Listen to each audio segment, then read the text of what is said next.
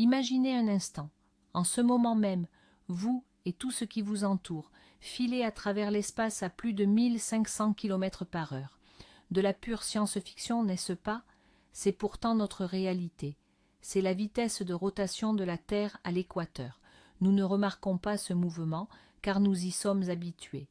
Et maintenant, imaginez que ce carrousel gigantesque s'arrête soudainement. Dans cette vidéo, nous allons décortiquer l'un des scénarios hypothétiques les plus terrifiants et vous révéler 50 faits glaçants sur ce qui se passerait si la Terre cessait de tourner. Préparez-vous, car ce voyage va transformer votre perception du monde dans lequel nous vivons. Avant de plonger dans le chaos, faisons le point sur la situation initiale. Notre planète est une sphère gigantesque qui tourne autour de son axe à environ 1670 km par heure à l'équateur. Cette rotation est responsable de l'alternance du jour et de la nuit. Elle influence le climat, les courants océaniques et même la formation du champ magnétique protecteur de la Terre. Tout sur la planète, y compris l'atmosphère et les océans, se déplace avec elle, comme un seul et même corps. C'est un équilibre fragile, mais stable, qui a permis de maintenir la vie pendant des milliards d'années. Et maintenant, nous allons actionner le frein cosmique et observer ce qui arriverait à ce mécanisme parfaitement huilé. Les conséquences se manifesteront dès la première fraction de seconde. Alors, imaginez, la première seconde, la Terre s'immobilise, mais tout ce qui se trouve à sa surface continue son mouvement par pure inertie. C'est comme si vous étiez au volant d'une voiture filant à près de 1700 km à l'heure et que vous piliez brusquement. Sauf qu'ici, il n'y a pas de ceinture de sécurité. Tout ce qui n'est pas fixé de manière permanente à la croûte terrestre, les êtres humains, les animaux, les véhicules, les arbres, la couche superficielle du sol, sera arraché de sa base et projeté vers l'est. La surface de la planète ressemblerait alors à un contenu passé au travers d'un gigantesque broyeur. Aucune créature terrestre ne pourrait survivre à cet instant. Même les gratte-ciels les plus robustes seraient balayés de la surface du globe, se transformant en un nuage de débris projetés à vitesse supersonique. Ce n'est pas qu'une simple destruction, c'est l'effacement instantané de notre civilisation de la carte du monde. L'atmosphère, elle aussi, continuera sur sa lancée, mue par l'inertie. Cela engendrera des vents d'une violence inouïe, jamais observée par l'humanité. Leur vélocité sera comparable à celle de l'onde de choc d'une explosion nucléaire. Ces ouragans supersoniques balayeront la planète entière, raclant tout ce qui a pu subsister après le premier impact inertiel. Leur puissance érosive sera telle qu'ils éroderont littéralement les montagnes et aplaniront les reliefs. L'air propulsé à cette vitesse colossale charriera des milliards de tonnes de sable, de roches et de débris, se transformant en une tempête abrasive planétaire. Dans une telle atmosphère, respirer deviendra impossible. De plus, le frottement engendrera des incendies généralisés qui embraseront des continents entiers. Le même sort s'abattra sur l'océan mondial. L'eau, avec sa masse et son inertie colossale, se précipitera vers l'avant, formant des tsunamis d'une ampleur inédite. Ce ne seront plus de simples vagues, mais de véritables murs liquides, hauts de dizaines, voire de centaines de kilomètres, qui fonceront sur les continents à vitesse supersonique. Ces murs s'enfonceront dans les terres sur des milliers de kilomètres, balayant villes, montagnes et toute forme de vie sur leur passage. L'eau parviendra aux points les plus reculés, inondant absolument tout. Toutes les terres émergées se retrouveront momentanément submergées. L'énergie cinétique de ces vagues engendrera une friction et une chaleur supplémentaires, faisant littéralement cuire tout ce qui croisera leur route. Après cela, le monde ne sera plus jamais le même. Une fois l'onde de choc initiale et le chaos inertiel passés, une redistribution mondiale des masses d'eau se mettra en place. La rotation terrestre engendre une force centrifuge qui pousse l'eau à s'accumuler autour de l'équateur, formant ainsi ce que l'on appelle un bourrelet équatorial. Lorsque la rotation cessera, cette force disparaîtra. L'eau, désormais soumise uniquement à la gravité, commencera à s'écouler massivement de l'équateur vers les pôles. Les océans vont alors complètement changer de forme. Le niveau des eaux équatoriales chutera sur plusieurs kilomètres, révélant d'immenses plateaux sous-marins. Simultanément, au pôle, le niveau de l'eau s'élèvera considérablement, submergeant de vastes territoires. Cela inclura la totalité du nord canadien, la Sibérie et l'Antarctique. La planète sera ainsi dotée de 2 océans polaires gigantesques. Ce déplacement massif des eaux à l'échelle planétaire verra la formation d'un nouveau supercontinent unique. Il encerclera la Terre le long de l'équateur. Tous les continents et îles actuelles se retrouvant dans cette zone fusionneront pour former une seule et immense masse terrestre. Le fond des océans, aujourd'hui dissimulé sous des kilomètres d'eau au niveau de l'équateur, se transformera en un désert aride et sans vie. Ce nouveau monde s'articulera autour de 2 immenses océans polaires et d'un continent géant en son centre. Nos cartes habituelles perdront toute signification. La navigation, les routes commerciales, la notion même de continent, tout devra être entièrement repensé, à condition bien sûr qu'il reste quelqu'un pour accomplir cette tâche. La planète modifiera non seulement sa carte, mais également sa propre forme. Actuellement, en raison de sa rotation, la Terre n'est pas une sphère parfaite. Elle est légèrement aplatie au pôle et renflée à l'équateur, ce que l'on appelle un géoïde. D'ailleurs, le diamètre à l'équateur est supérieur d'environ 42 km à celui mesuré entre les pôles. Lorsque la rotation cessera, la planète, qui est essentiellement un corps malléable, commencera lentement à reprendre la forme d'une sphère idéale sous l'effet de sa propre gravité. Ce processus prendra des milliers d'années, mais il sera accompagné d'une activité géologique colossale. La croûte terrestre se fissurera, se plissera et se déplacera, entraînant des tremblements de terre et des éruptions volcaniques constantes sur toute la planète. L'activité tectonique atteindrait alors son paroxysme. L'arrêt brutal de la rotation engendrerait une tension colossale sur les plaques lithosphériques. Imaginez un instant que vous stoppez net un jaune d'œuf cru en pleine rotation. Sa surface se fissurerait immédiatement. C'est exactement ce qui arriverait à la croûte terrestre. Des tremblements de terre d'une magnitude inouïe, impossibles à mesurer avec nos échelles actuelles, éclateront partout sur la planète. Il s'agirait de séismes de force 12, voire 15 sur l'échelle de Richter, capables de fendre les continents. Des failles gigantesques traverseront des continents entiers, tandis que des flots de magma en fusion s'échapperont des entrailles de la Terre pour déferler en surface. Aucune structure, même la plus parasismique, ne pourrait résister à de telles secousses. Suite à ces séismes, la totalité des volcans de la planète, y compris les supervolcans considérés comme éteints ou en sommeil, tels que Yellowstone, entrera en éruption. Le magma, soumis à une pression colossale, s'échappera par les multiples failles de la croûte terrestre. La planète sera alors frappée par des éruptions d'une puissance jamais observée. Des milliards de tonnes de cendres, de suie et de gaz toxiques, dont le dioxyde de soufre, seront projetés dans l'atmosphère. Ceci plongera le globe dans un voile opaque qui bloquera la lumière du soleil durant de longues années. Ce sera l'avènement de ce que l'on nomme l'hiver volcanique, mais à une échelle que l'histoire de la Terre n'a encore jamais connue. La température de surface chutera drastiquement, portant un coup fatal aux quelques formes de vie qui auraient pu miraculeusement survivre jusqu'alors. L'une des conséquences les plus catastrophiques nous attend dans l'espace. La rotation du noyau métallique liquide de la Terre crée un effet dynamo qui génère le champ magnétique de notre planète. Ce bouclier invisible, la magnétosphère, nous protège du vent solaire destructeur et des rayonnements cosmiques. Lorsque la rotation s'arrêtera, le noyau ralentira à son tour et finira par s'immobiliser. Le mécanisme dynamo cessera de fonctionner et le champ magnétique commencera à s'affaiblir très rapidement jusqu'à disparaître totalement. La Terre deviendra alors sans défense face au cosmos. Cet événement signerait l'arrêt de mort de toute forme de vie en surface, même celle qui aurait réussi à survivre à tous les cataclysmes précédents. En l'absence de bouclier magnétique, la Terre subirait un bombardement direct des rayons cosmiques et du vent solaire, ce flux de particules chargées émis par notre étoile. Le niveau de radiation à la surface de la planète augmenterait de façon exponentielle, devenant rapidement mortel pour toutes les formes de vie.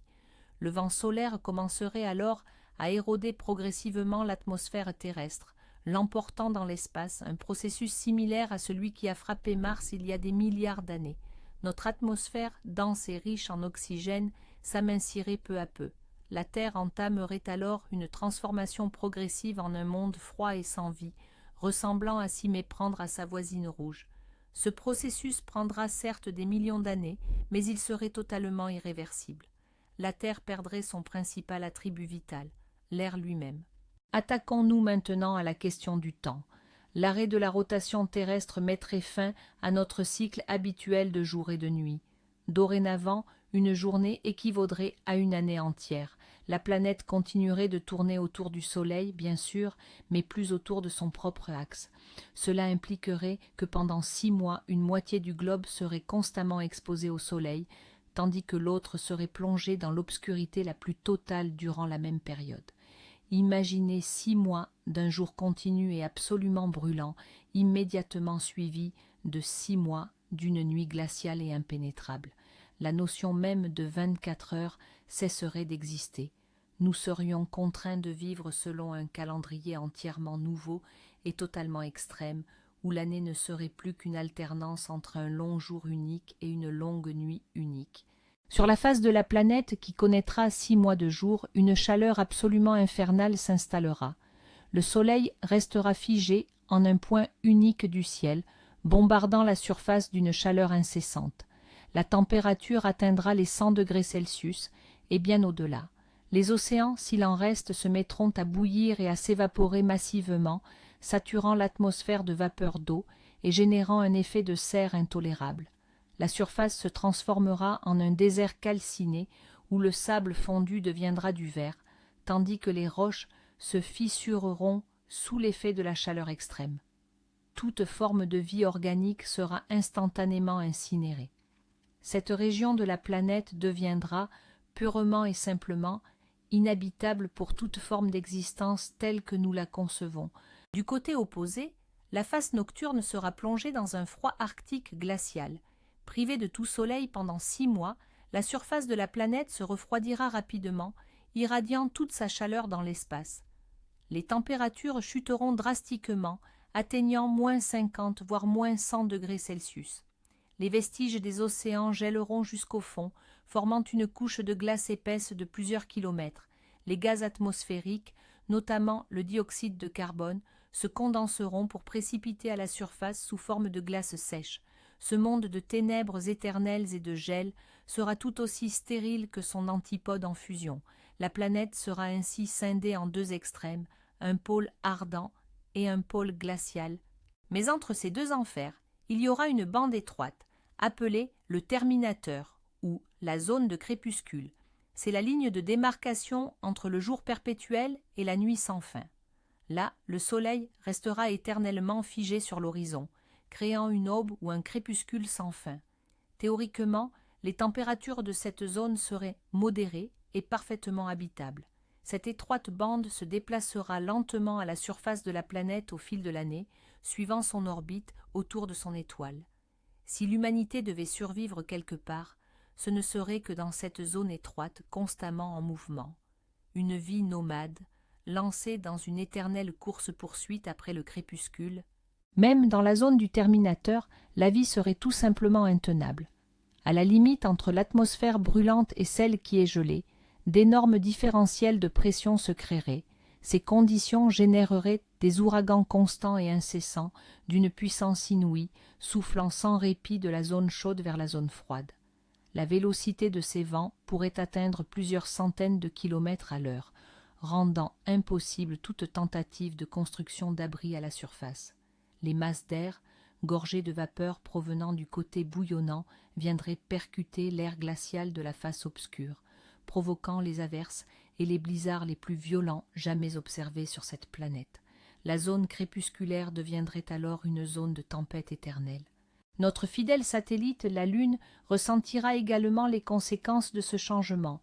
Actuellement, la rotation terrestre transfère une partie de son moment cinétique à la Lune, ce qui l'éloigne de nous lentement, à raison d'environ 4 cm par an. Si la Terre s'arrête de tourner, ce processus cessera. De plus, les forces de marée exercées par la Lune, qui ralentissent actuellement la rotation de la Terre, commenceront à opérer dans le sens inverse. Elles tenteront de relancer la rotation de notre planète. Mais étant donné la masse colossale de la Terre, c'est l'inverse qui se produira. La Lune commencera à se rapprocher très lentement de notre planète, un processus qui s'étalera sur des millions d'années. Finalement, elle franchira la limite de Roche. Elle sera alors déchiquetée par la gravité terrestre pour former un système d'anneaux autour de la Terre, à l'image de ceux de Saturne. Tous les satellites artificiels en orbite terrestre basse sont voués à la destruction. Leur stabilité repose sur la combinaison de leur vitesse et de l'attraction gravitationnelle de la planète en rotation.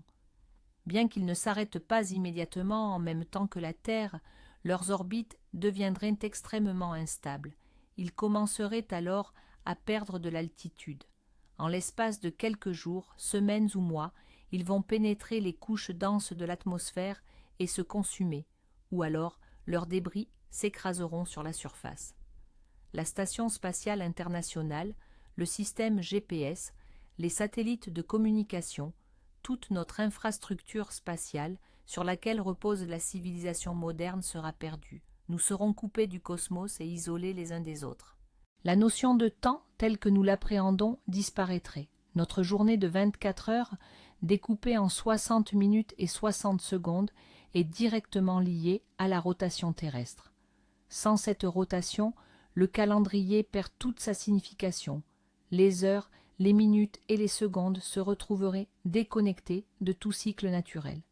La seule mesure temporelle qui subsisterait serait l'année, c'est-à-dire une seule révolution de la Terre autour du Soleil. Mais cette année serait composée d'un seul jour sans fin et d'une nuit interminable. L'humanité, si elle parvient à survivre, devrait inventer un tout nouveau système de chronométrage. Celui-ci pourrait être basé sur le mouvement des étoiles ou peut-être sur des horloges artificielles fonctionnant dans des bunkers souterrains. Le ciel au-dessus de nos têtes sera métamorphosé à jamais. Côté jour, il sera d'une luminosité aveuglante, peut-être même blanchâtre, à cause de la quantité colossale de vapeur d'eau présente dans l'atmosphère. Le soleil ne sera plus qu'un point brûlant et immobile. Côté nuit, en revanche, un spectacle inoubliable s'offrira à nous. Sans la pollution lumineuse des villes et avec une atmosphère raréfiée, les étoiles brilleront d'une intensité inimaginable. La Voie lactée apparaîtra comme une rivière chatoyante et éclatante. Les constellations resteront figées durant des mois, ne se décalant que très lentement au fil de l'année. Ce sera le ciel étoilé le plus magnifique et le plus mortel que l'humanité ait jamais contemplé. La gravité ressentie à la surface de la Terre subirait un léger changement. La force centrifuge, due à la rotation de la Terre, nous donne une sensation de légèreté, particulièrement à l'équateur. Cet effet est certes minime, de l'ordre de 0,3%, mais si la rotation s'arrête, cette force disparaît instantanément. Absolument tout sur la planète deviendrait alors légèrement plus lourd. Prenons l'exemple d'une personne de 80 kg située sur l'équateur. Elle s'alourdirait d'environ 250 grammes. Bien que ce changement soit insignifiant, il représenterait une charge supplémentaire pour absolument toutes les structures, qu'elles soient naturelles ou artificielles. Et dans un monde où les choses ont déjà tendance à s'effondrer, même ce léger surplus pourrait être la goutte d'eau qui fait déborder le vase. Toute la flore de la planète périra. Côté jour, les plantes seront consumées par un soleil de plomb et une sécheresse implacable. La photosynthèse, ce processus essentiel qui nécessite un équilibre précis entre la lumière et l'obscurité, sera irrémédiablement compromise. Sur la face nocturne, les végétaux gèleront et disparaîtront faute de lumière. Quant à la zone du terminateur, des vents d'une violence inouïe les déracineront purement et simplement. C'est la fin de toute vie végétale à la surface, ce qui entraînera inéluctablement l'effondrement des chaînes alimentaires. Les herbivores, même s'ils survivent au cataclysme initial, mourront de faim. Les carnivores suivront peu après, la biosphère terrestre sera anéantie. En l'absence de plantes capables de produire de l'oxygène et sous l'effet du vent solaire qui continuera d'éroder l'atmosphère, la composition de l'air terrestre se transformera. L'oxygène va peu à peu réagir avec les roches de surface, les oxydant, ce qui entraînera une chute progressive de sa concentration atmosphérique. Parallèlement, les éruptions volcaniques rejetteront dans l'air d'énormes quantités de dioxyde de carbone et de dioxyde de soufre. Avec le temps, l'atmosphère terrestre deviendra toxique et complètement irrespirable. La planète s'engagera alors lentement sur la trajectoire de Vénus, se transformant en une étuve surchauffée dotée d'une atmosphère dense et vénéneuse, un environnement où la vie ne sera plus possible. L'unique endroit où la vie pourrait théoriquement se maintenir, ce sont les abysses océaniques, en particulier autour des sources hydrothermales, communément appelées fumeurs noirs. Ces écosystèmes ne dépendent ni de la lumière du soleil, ni de la photosynthèse. Leur énergie provient de réactions chimiques qui se déroulent dans les entrailles de la Terre. Les bactéries chymosynthétiques, capables de survivre dans ces conditions extrêmes, pourraient y assurer la subsistance d'organismes abyssaux uniques. Il est possible que ce soit là, dans l'obscurité éternelle et sous une pression colossale, que l'étincelle de la vie terrestre demeure vivante, attendant patiemment, pendant des milliards d'années s'il le faut, que les conditions redeviennent favorables à la surface. Pour assurer notre survie, l'humanité devra s'enfoncer loin sous la surface. La surface se transformera en un piège mortel, rendu inhabitable par la combinaison de la radioactivité, des températures extrêmes et de violents ouragans. Il deviendra impératif de construire des cités souterraines autonomes conçues pour perdurer des décennies, voire des siècles. Ces métropoles devront être équipées de systèmes de survie en circuit fermé. L'éclairage artificiel sera essentiel pour l'agriculture, notamment la culture hydroponique. Elles exigeront également de puissantes sources d'énergie, qu'elles soient géothermiques ou nucléaires. L'espèce humaine se transformera en une véritable civilisation de taupes coupée à jamais du ciel étoilé et de la lumière du soleil, ces éléments qui furent autrefois la source même de notre existence. L'impact psychologique sur les survivants sera dévastateur. Vivre dans un environnement clos, sans l'alternance du jour et de la nuit, et privé de lumière naturelle, exercera une pression psychologique immense. Les notions de matin et de soir disparaîtront. Les rythmes circadiens qui régissent notre horloge biologique interne seront totalement déséquilibrés. Il en résultera des dépressions massives, de l'insomnie chronique et des troubles anxieux. Une société confinée dans des bunkers exigus devra faire face à de nouvelles problématiques sociales, claustrophobie, flambée d'agressivité et perte totale de motivation. Si la survie du corps reposera sur celle de l'esprit, maintenir la santé mentale sera un défi tout aussi complexe. Même le son sera altéré. La vitesse du son dépend de la densité et de la température de l'environnement.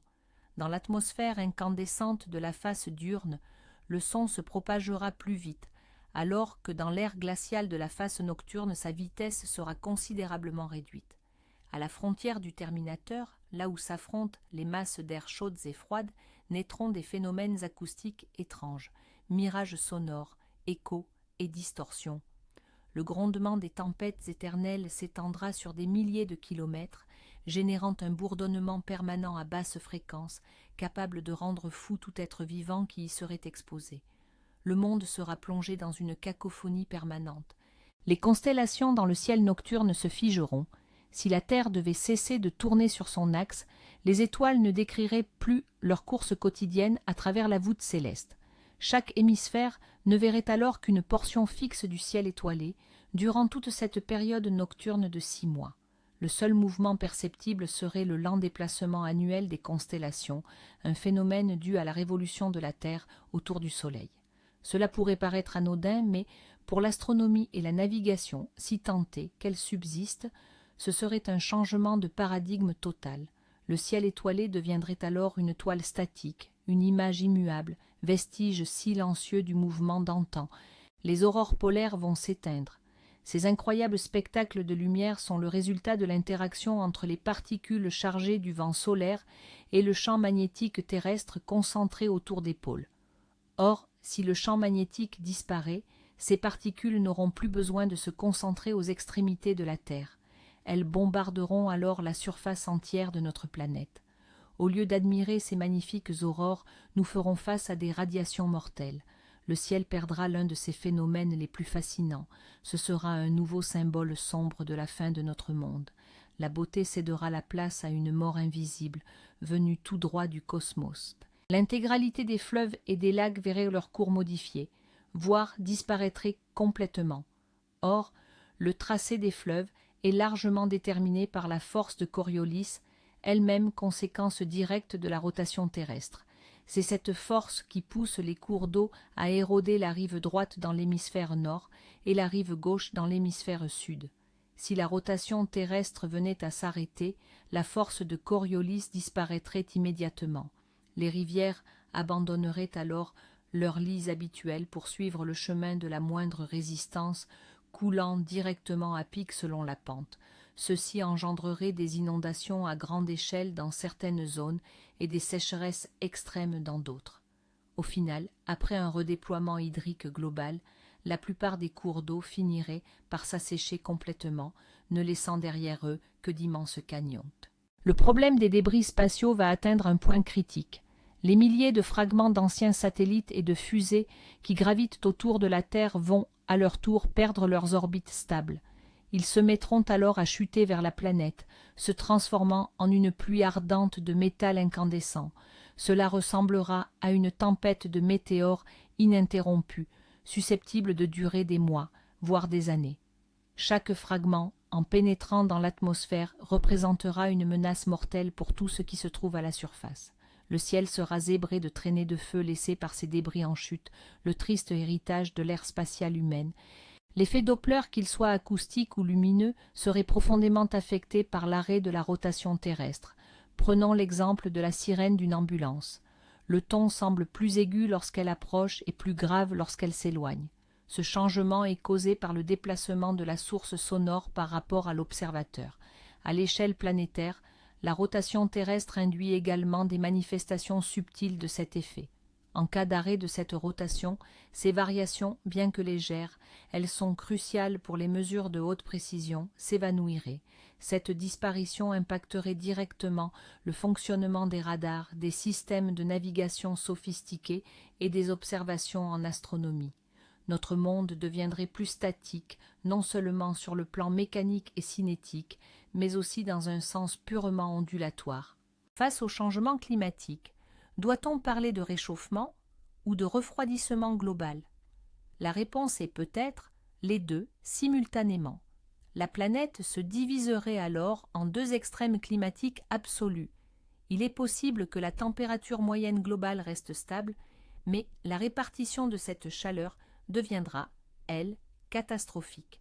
Une moitié de la Terre se transformerait en un analogue de Vénus, tandis que l'autre ressemblerait aux lunes gelées de Jupiter. Ceci engendrerait le gradient de température le plus brutal et le plus extrême imaginable. Les débats sur un réchauffement global de seulement quelques degrés perdraient alors tout leur sens face à un monde où l'une de ses parties est en ébullition, tandis que l'autre est plongée dans le gel éternel. La communication d'un hémisphère à l'autre deviendra quasiment impossible. Sans satellite et avec une surface terrestre rendue totalement impraticable, les ondes radio resteront le seul moyen de contact. Cependant, l'ionosphère, cette couche qui réfléchit les ondes et permet la communication longue distance, sera gravement perturbée par le rayonnement solaire. Les transmissions deviendront alors extrêmement instables, n'étant possibles que sur des distances très limitées. Les groupes de survivants dispersés aux quatre coins du globe se retrouveront en isolement total. Ils ignoreront si d'autres êtres humains sont encore en vie. Chaque abri se transformera en un microsystème unique, un monde isolé et coupé du reste. Une extinction globale de la vie marine se produira. Des changements radicaux de température, de salinité et de composition chimique de l'eau provoqués par le brassage des océans décimeront la majorité des organismes marins. Les récifs coralliens, ces véritables forêts tropicales de l'océan, seront les premières victimes. Le plancton, pilier fondamental de la chaîne alimentaire marine, sera incapable de subsister dans un tel environnement. Les océans se transformeront en un bouillon mortel et toxique. Même les créatures des abysses vivant dans les grandes profondeurs subiront les conséquences de cette catastrophe lorsque les corps de millions d'habitants des couches supérieures commenceront à pleuvoir sur elles. Les satellites géostationnaires, s'écraseraient tous en une seule zone.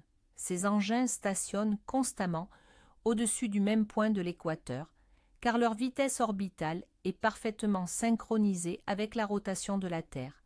Mais si la Terre venait à s'arrêter, ils conserveraient leur formidable inertie, continuant de filer sur leur orbite à plus de 11 000 km/h.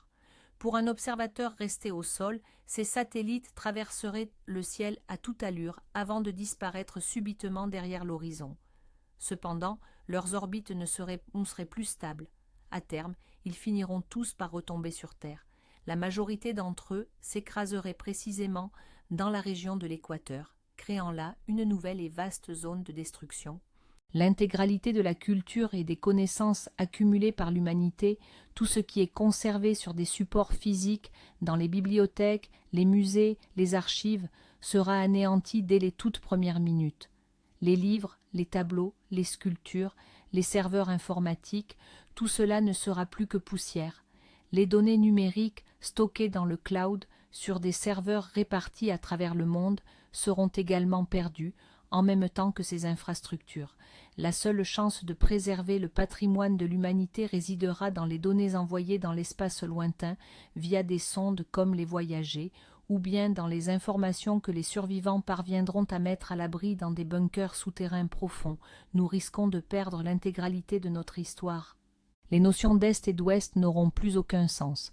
En effet, ces directions sont intrinsèquement liées à la rotation terrestre ainsi qu'au lever et au coucher du Soleil. Sur une planète immobile, le Soleil resterait fixe du côté éclairé et serait totalement absent de la face plongée dans l'obscurité. Les seuls points de repère qui subsisteraient seraient alors le nord et le sud, définis par les pôles. Il se peut que de nouveaux axes soient créés, le Sol-Cité, désignant la direction du point où le Soleil est éternellement fixé, et l'Ombre-Cité, indiquant la zone de nuit perpétuelle. La géographie et le langage devraient se transformer pour refléter cette nouvelle réalité, aussi terrifiante que bouleversante. Qu'adviendrait-il de l'air que nous expirons? Le dioxyde de carbone est plus lourd que l'oxygène et l'azote. Sur une planète en rotation, les vents et la convection brassent constamment l'atmosphère. Dans un monde statique, les gaz commenceraient à se stratifier lentement sous l'effet de la gravité. Le dioxyde de carbone s'accumulerait alors dans les zones de basse altitude, créant des pièges mortels où toute respiration deviendrait impossible. Les survivants seraient forcés de surveiller en permanence la composition de l'air et d'éviter les dépressions qui se transformeraient en véritables lacs de gaz. Même l'air que nous tenions pour acquis deviendrait notre ennemi.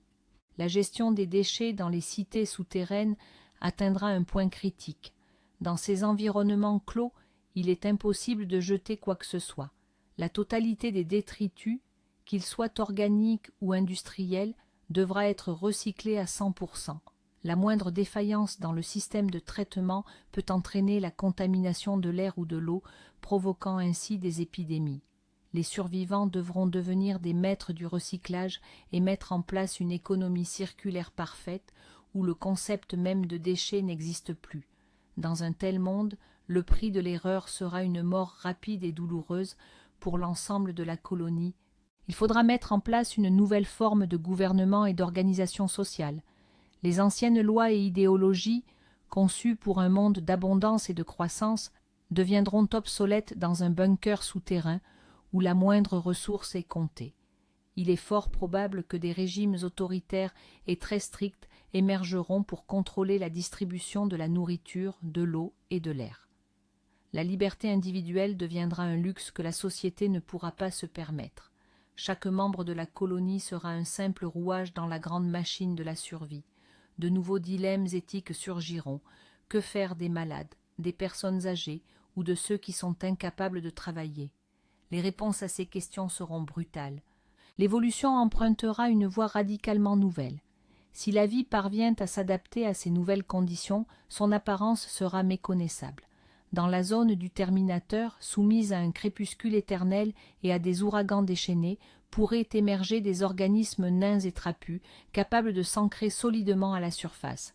Quant aux grottes souterraines, elles pourraient abriter l'évolution de créatures aveugles, dotées d'une ouïe et d'un odorat hypersensible. Au fond des océans, près des fumeurs noirs, la vie poursuivra son lent développement. Peut-être que, d'ici des milliards d'années, elle remontera à la surface pour découvrir un monde entièrement étranger et insoupçonnable. La couleur du ciel sera même altérée du côté du crépuscule. Dans la zone du terminateur, là où le soleil est fixé pour l'éternité juste au-dessus de l'horizon, la lumière devra traverser une couche atmosphérique considérablement plus épaisse. Cela provoquera une dispersion intense des longueurs d'onde bleues et vertes, un phénomène similaire à celui observé lors de nos propres couchers de soleil terrestre. Dans cette région, le ciel sera donc en permanence teinté de nuances d'orange, de rouge et de violet. Ce sera le théâtre d'un crépuscule éternel et dramatique, un spectacle d'une beauté époustouflante, mais porteur d'une profonde tragédie, la toile de fond idéale pour la fin du monde. Et si l'arrêt de la rotation n'était pas instantané, si la Terre ralentissait peu à peu, sur plusieurs décennies, cela donnerait certes à l'humanité le temps de se préparer, de construire des abris, mais les conséquences n'en seraient pas moins terribles. Les jours s'allongeraient progressivement, le climat se déréglerait totalement, provoquant sécheresse extrême et inondations massives. La panique s'installerait alors, déclenchant des guerres pour les ressources et pour l'accès aux futurs refuges. Une apocalypse lente pourrait s'avérer encore plus cruelle qu'une fin du monde instantanée, obligeant l'humanité à assister à sa propre destruction en temps réel et à révéler ses pires instincts. Serait-il possible de relancer la Terre? Théoriquement, oui, en dirigeant suffisamment d'énergie vers la planète dans la bonne direction, par exemple en faisant exploser des milliers de bombes nucléaires selon une séquence précise le long de l'équateur, ou en provoquant une série de collisions d'astéroïdes, on pourrait lui imprimer une nouvelle impulsion de rotation. Cependant, cela exigerait des technologies et des ressources totalement hors de portée pour de simples survivants confinés dans des bunkers souterrains. C'est une tâche qui ne relève que d'une civilisation d'envergure cosmique. Pour ce qu'il reste de l'humanité, cela resterait à jamais une chimère. Les nuages, tels que nous les connaissons, cesseraient d'exister. La formation des nuages, ainsi que les grands systèmes météorologiques, cyclones et anticyclones, sont intimement liés à la rotation de la planète et à la force de Coriolis. Dans un monde statique, la météo deviendrait beaucoup plus simple et surtout beaucoup plus brutale. Sur la face diurne, nous aurions un ciel ardent et complètement dégagé, car toute l'humidité s'évaporerait instantanément. Sur la face nocturne, le ciel serait soit clair et glacial, soit recouvert d'une basse brume glacée. Des orages permanents et violents feraient rage le long de la zone du terminateur. Les cirrus, les cumulus et les stratus, auxquels nous sommes habitués, auraient définitivement disparu. Les voyages spatiaux seraient pratiquement impossibles depuis la surface terrestre. Actuellement, nous exploitons la rotation terrestre. En lançant les fusées vers l'est, nous leur donnons l'élan supplémentaire nécessaire, ce qui permet d'économiser une quantité colossale de carburant. Si la planète était immobile, l'énergie requise pour s'affranchir de l'attraction et atteindre l'orbite augmenterait considérablement. Il faudrait contrer le puits de gravité à pleine puissance dès le décollage, compte tenu d'une infrastructure dévastée et du manque criant de ressources. L'idée même d'abandonner cette planète morte deviendrait une mission impossible. L'humanité se retrouverait ainsi prisonnière dans son propre berceau, un berceau devenu son tombeau. La fusion totale des calottes polaires les fera rejoindre les nouveaux océans. Les glaciers du Groenland et de l'Antarctique, qui détiennent des réserves colossales d'eau douce, vont alors se mélanger à l'eau salée des océans. Cette dilution entraînera une chute drastique de la salinité des océans polaires, modifiant ainsi leur composition chimique et leur température de congélation.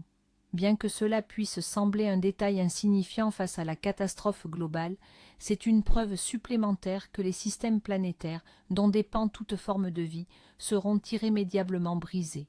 L'équilibre, façonné sur des millions d'années, sera anéanti en l'espace de quelques mois.